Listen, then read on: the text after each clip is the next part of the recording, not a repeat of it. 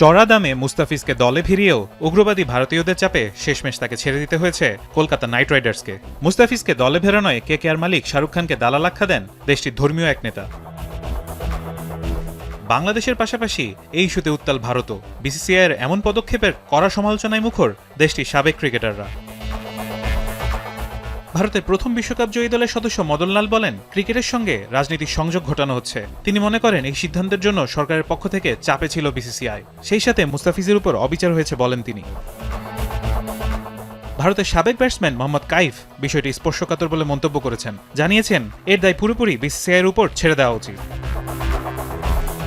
আরেক ভারতীয় ক্রিকেটার অতুল ওয়াসেনের মতে, মুস্তাফিজের এই ঘটনার পেছনে রাজনৈতিক প্রেক্ষাপটও কাজ করেছে। খেলাধুলা এবং রাজনীতিকে পুরোপুরি আলাদা করা কঠিন হলেও আবেগের বশে সিদ্ধান্ত বা মন্তব্য করা উচিত নয় বলে মনে করেন তিনি। এরই মধ্যে টি-20 বিশ্বকাপ খেলতে ভারত যেতে নিজেদের আপত্তির কথা জানিয়ে দিয়েছে বাংলাদেশ। এ ঘটনা কতদূর গড়ায় সেটি এখন দেখার বিষয়। ফারহান ইহসান, এখন।